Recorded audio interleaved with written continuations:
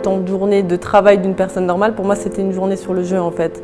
Donc ça allait de facilement 8 à 12 heures par jour.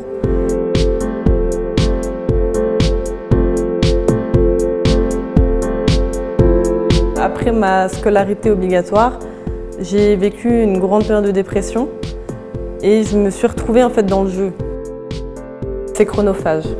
C'est chronophage et c'est peu connu et les parents ne savent pas comment faire avec. Ma mère était complètement larguée à l'époque, c'était il y a 10 ans. Il y avait très peu de choses mises en place, c'était les débuts vraiment qu'on se rendait compte que ça pouvait être problématique. Quand je jouais, j'étais pas avec ma famille, mais entre guillemets moi j'allais bien. Mais quand j'étais plus sur le jeu, du coup, moi j'allais plus bien. Et puis ma famille voyait que ces moments-là aussi, que les moments où moi j'allais pas. Donc finalement, ça a été une période extrêmement difficile pour moi, pour ma famille, pour mes amis aussi, parce que je les voyais plus. J'étais tout le temps sur le jeu parce que je me sentais plus à l'aise sur le jeu et sur les contacts que j'avais sur le jeu qu'avec eux en extérieur.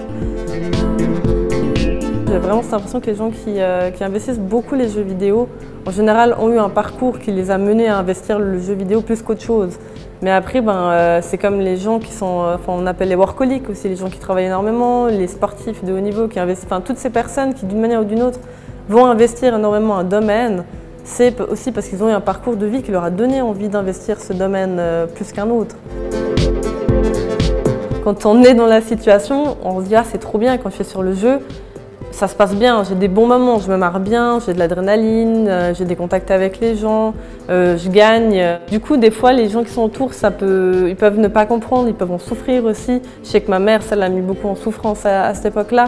Mais aujourd'hui, il y a des spécialistes là-dedans. Il y a un projet pilote qui est mis en place au niveau de la ville qui offre des séances pour les familles, quand il y a des situations comme ça. Et je pense que ça, c'était un manque crucial qu'il y avait à l'époque. Et aujourd'hui, pour moi, c'est hyper important.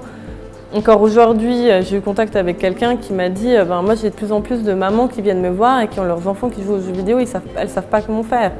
Et je pense que c'est un apprentissage à faire entre parents et enfants et ça peut créer des liens.